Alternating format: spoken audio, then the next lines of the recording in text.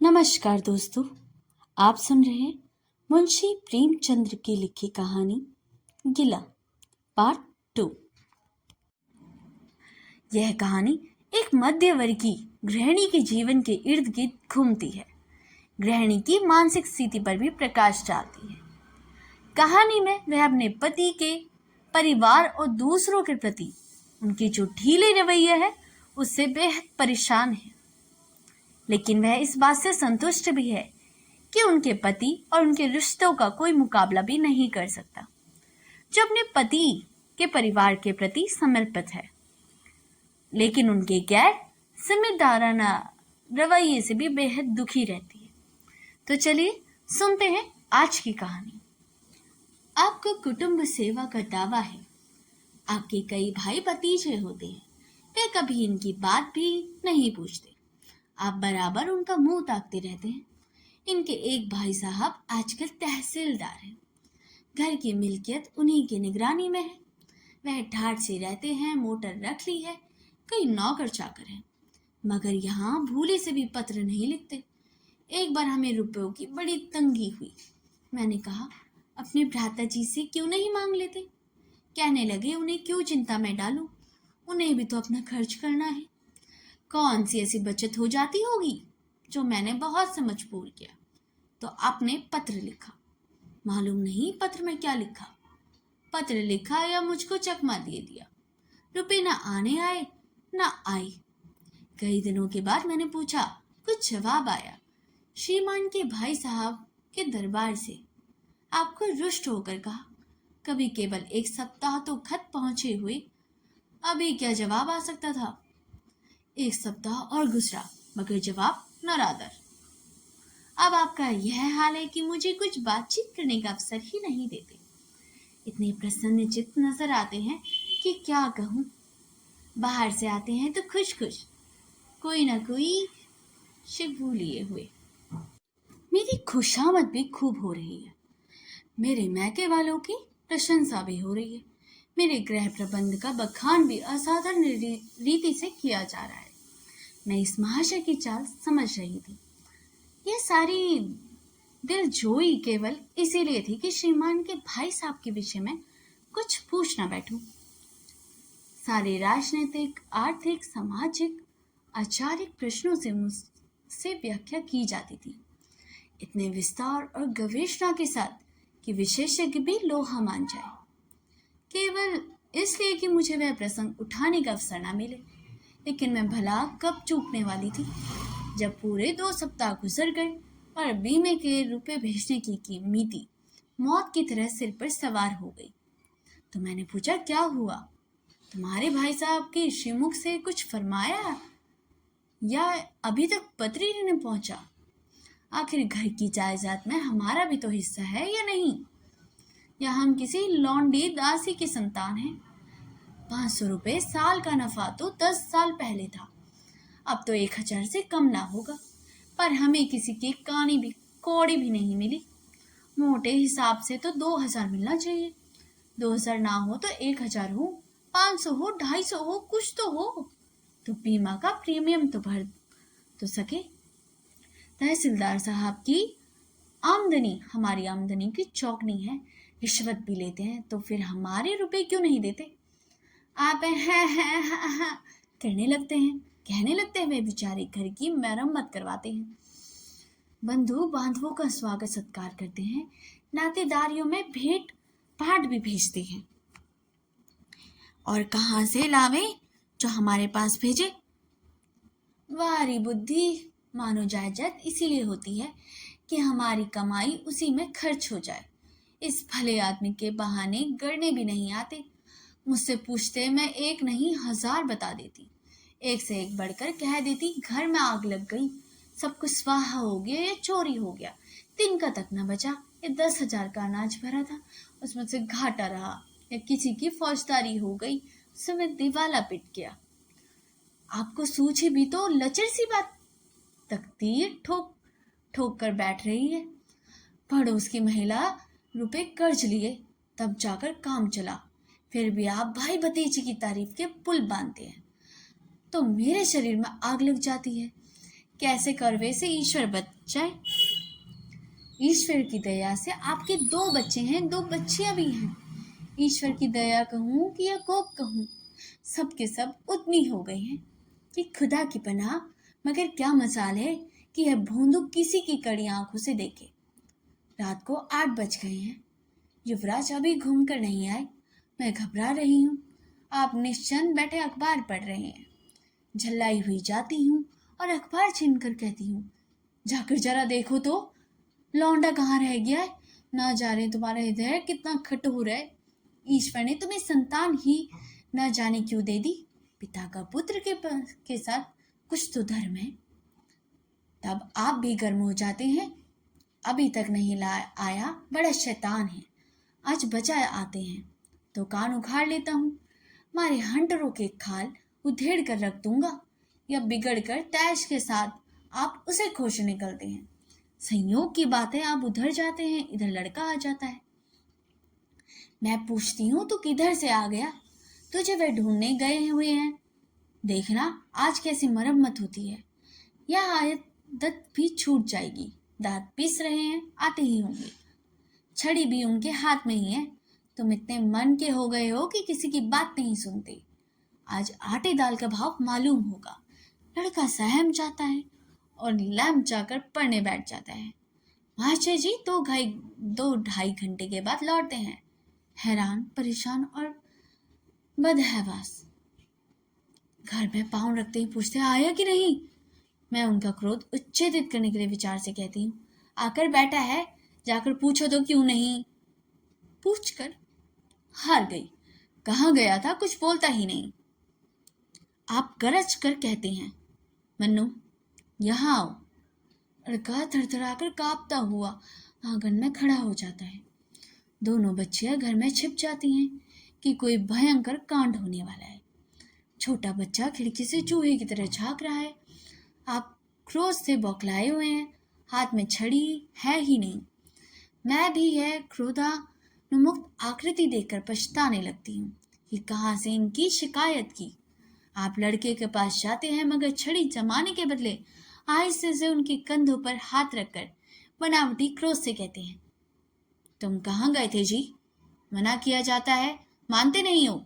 खबरदार, जो अब कभी इतनी देर होगी, आदमी शाम को घर चला आता है या मटर गश्ती करता है। मैं समझ रही हूँ कि यह भूमिका है, विषय अब आएगा। भूमिका तो बुरी नहीं, लेकिन यहाँ तो भूमिका की इति हो जाती है। बस आपका क्रोध शांत हो गया, बिल्कुल जैसे कवार की घटा घेर घार हुआ हो। काले बादल आए, गड़गड़ाहट हुई, गिरी सिर्फ 4 बूंदी। लड़का अपने कमरे में चला जाता है और शायद खुशी से नाचने लगता है। मैं पराभूत होकर कहती हूँ, तुम जो जैसे डर गए, भला 2-4 तमाचे तो लगाए होते। इसी तरह लड़के शेर हो जाते हैं। आप फरमाते हैं, तुमने सुना नहीं, मैंने कितने जोर से डांटा। बच्चे की जान ही निकल गई होगी। देख लेना जो फिर कभी देर से आए। तुमने डांटा तो नहीं। हाँ, आंसू पोंछ दिए। तुमने मेरी डांट सुनी नहीं। क्या कहना है आपकी डांट का। लोगों के कान बहरे हो गए। लाओ तुम्हारा गला सहला दूं। आपको एक नया सिद्धांत निकाला है, दंड देने से लड़के खराब हो जाते हैं। आपके विचार से लड़कों को आजाद रहना चाहिए। उन पर किसी तरह का बंधन, शासन या दबाव ना होना चाहिए। आपके मत के शासन बालकों के मानसिक विकास में बाधक होता है।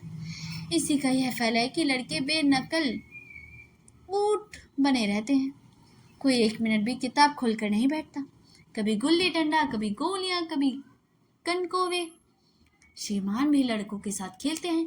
40 साल की उम्र और लड़कपन इतना। मेरे पिताजी के सामने मजाल थी कि कोई लड़का कनकोवा उड़ा ले या गुल्ली डंडा खेल सके। खून पी जाते। प्रातःकाल से लड़कों को लेकर बैठ जाते हैं। स्कूल से जो ही लड़के आते फिर ले बैठते थे।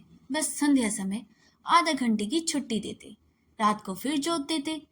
यह नहीं कि आप तो अखबार पढ़ा करें और लड़के गली गली भटकते फिरे। कभी कभी आप सींग काट कर बछड़े बन जाते। लड़कों के साथ ताश खेलने बैठा करते। ऐसे बाप का भला लड़कों पर क्या रोब हो सकता है। पिताजी के सामने मेरे भाई सीधे ताक नहीं सकते थे। उनकी आवाज सुनते ही तहलका मच जाता था। उनके घर में कदम रखा और शांति का साम्राज्य हुआ। उसके सम्मुख जाते लड़कों के प्राण सूख जाते। उसी शासन की यह बरकत है कि सभी लड़के अच्छे अच्छे पर्दों पर पहुंच गए। हाँ, स्वास्थ्य किसी का अच्छा नहीं है तो पिताजी ही स्वास्थ्य का कौन सा बड़ा अच्छा है। बेचारे हमेशा किसी न किसी औषधि के सेवन करते हैं। और क्या कहूँ, एक दिन तो हद ही हो गई। श्रीमान जी लड़कों को कनकोवा उड़ाने की शिक्षा दे रहे थे। यूं घुमाओ, यूं गोता दो, यूं खींचो, यूं ढील दो, ऐसा तन मन से सिखा रहे थे मानो गुरु मंत्र दे रहे हो। उस दिन मैंने उनको ऐसी खबर ली कि याद करते होंगे, तुम कौन होते हो मेरे बच्चों को बिगाड़ने वाले। तुम्हें घर में कोई मतलब नहीं है ना हो, लेकिन आप मेरे बच्चों को खराब ना कीजिए, बुरी बुरी आदतें ना सिखाइए। आप उन्हें सुधारने सीखते तो कम से कम बिगाड़िए मत। लगे बगले झांकने। मैं चाहती हूँ एक बार यह भी गर्म पड़े तो अपना चंडी रूप दिखाऊं, पर यह इतना जल्द दब जाते हैं कि मैं हार जाती हूँ। पिताजी किसी लड़के को गले तमाशे ना ले जाते थे। लड़का सिल पटक कर मर जाए मगर जरा भी पसीजते नहीं। यह इनकी महात्मा जी का यह हाल है कि एक से एक पूछकर मेले चले जाते हैं। चलो चलो, वहां बड़ी बहार है, खूब आतिशबाजियां छूटेगी, गुब्बारे उड़ेंगे, इलायती चरखियां भी हैं, पर मजे से बैठना। और तो और आप लड़कों को हॉकी खेलने से भी नहीं रोकते। यह अंग्रेजी खेल भी कितना जानलेवा होता है। क्रिकेट, फुटबॉल, हॉकी से एक एक घातक। गेंदा लग जाए तो जान लेकर ही छोड़े। पर आपको इन सभी खेलों से भी प्रेम है। कोई लड़का मैच में जीत कर आ जाता है तो आपको क्या, आप ऐसे फूल जाते हो माने जैसे किला जीत कर आ गया हो। आपको इनकी जरा से भी परवाह नहीं कि चोट चपेट आ गई तो क्या होगा, हाथ पांव टूट जाएंगे तो बेचारे की जिंदगी कैसे पार लगेगी। पिछले साल कन्या का विवाह था। आपको जिद थी कि दहेज के नाम कानी कौड़ी भी ना देंगे, चाहे कन्या आजीवन कुंवारी बैठी रहे। यहाँ भी आशीर्वाद आ कूदा। समाज के नेताओं का छल प्रपंच आए दिन देखते रहते हैं, फिर भी आपको आंखें नहीं खुलती। जब तक समाज की यह व्यवस्था कायम है, यह युवती कन्या का अविवाहित रहना निंदास्पद है, तब तक यह प्रथा मिटने की नहीं। दो चार ऐसे व्यक्ति भले ही निकल आवे जो दहेज के साथ हाथ न फैलावे, लेकिन इस परिस्थिति पर कोई असर नहीं पड़ता। और कुप्रथा जो जो त्यों बनी हुई थी, पैसों की तो कमी नहीं थी। दहेज की बुराइयां इन पर लेक्चर दे सकते थे, लेकिन मिलते ही दहेज को छोड़ देने वाला मैंने आज तक नहीं देखा। जब लड़कों की तरह लड़कियों की शिक्षा और जीविका की सुविधाएं निकल आएंगी तो यह प्रथा भी विदा हो जाएगी। उसके पहले संभव नहीं। मैंने जहां जहां संदेश भेजा, दहेज का प्रश्न उठ खड़ा हुआ और प्रत्येक अवसर पर टांग अड़ाई। अब इस तरह पूरा साल गुजर आया और कन्या का 17वां लग गया तो मैंने एक जगह बात पक्की कर ली। आपने भी स्वीकार कर लिया। कोई वर पक्ष ने लेन देन का प्रश्न उठाया ही नहीं। हालांकि अंतःकरण में उन लोगों को पूरा विश्वास था कि अच्छी रकम मिलेगी, और मैंने भी यह तय कर लिया था कि यथाशक्ति कोई बात न रखूंगी। विवाह के सकुशल हो जाने पे कोई संदेह न था, लेकिन महाशय के आगे मेरी एक न चली। यह प्रथा नित्य है, यह रस्म निरर्थक है। यहाँ रुपयों की क्या जरूरत, यहाँ गीतों का क्या कम। नाक में दम था। यह क्यों, वह क्यों, यह सब दहेज है। तुमने मेरे मुख में कालिक लगा दी, मेरी आबरू मिटा दी। जरा सोचिए इस परिस्थिति को कि बारात द्वार पर पड़ी है, यहाँ वहाँ बात का शास्त्र हो रहा है। विवाह का मुहूर्त आधी रात के बाद था। प्रथा अनुसार मैंने व्रत रखा, किंतु आपकी टेक थी कि व्रत की कोई जरूरत नहीं।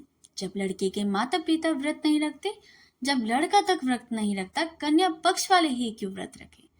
मैं और मेरा सारा खानदान मना करता रहा, लेकिन आपने नाश्ता किया, भोजन किया।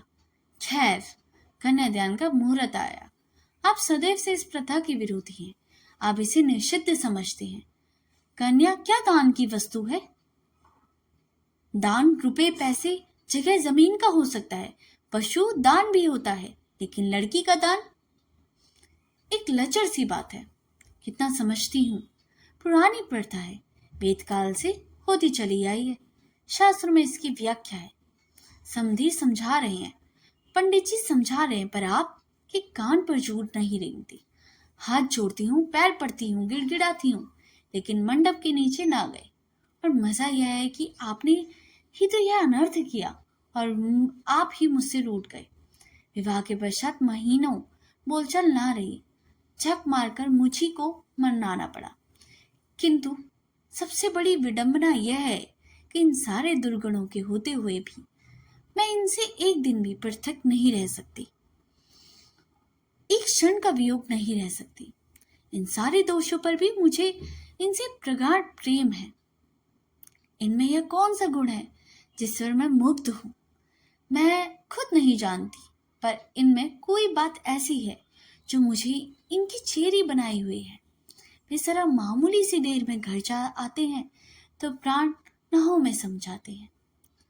आज यदि विधाता इनके बदले मुझे कोई विद्या बुद्धि का पुतला, रूप धन का देवता भी दे, तो मैं उनकी ओर आंखें उठाकर ना देखूं।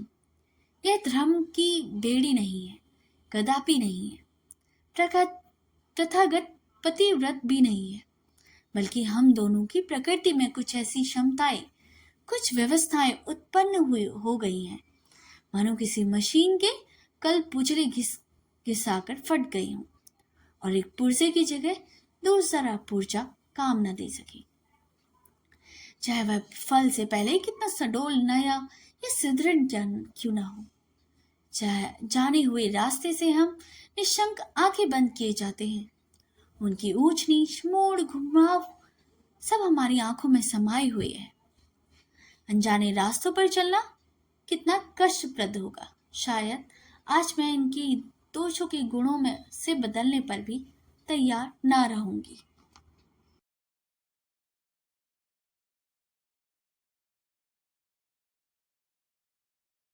तो दोस्तों, यह स्टोरी यहीं पर समाप्त होती है। यह कहानी एक मध्य वर्ग की गृहिणी की मानसिक स्थिति पर केंद्रित है, जो अपने पति और उसके परिवार के प्रति ढीले रवैये से नाराज है, लेकिन साथ ही वह इस बात से संतुष्ट भी है कि उसका पति और उसका रिश्ता अद्वितीय है। गृहिणी अपने पति के परिवार और दोस्तों के प्रति लापरवाह रवैये से भी नाराज है, जो अक्सर घर पर आते रहते हैं, अब बिना किसी बाधा के रहते हैं। वह महसूस करती है कि उसके पति का परिवार और दोस्त उसकी परवाह ही नहीं करते और उसे एक नौकरानी की तरह मानते हैं। वह इस बात से भी संतुष्ट है कि उसके पति और उसका रिश्ता बेहद अटूट है और कोई भी उसकी जगह नहीं ले सकता। यह कहानी पति पत्नी के बीच प्रेम, गुस्से और सामाजिक अपेक्षाओं के बीच फंसे एक महिला के संघर्ष को भी दर्शाती है। अगर आपको ये स्टोरी पसंद आई हो तो इसे लाइक, सब्सक्राइब और शेयर करना ना भूलिएगा। मिलते हैं अगली कहानी में, तब तक के लिए धन्यवाद।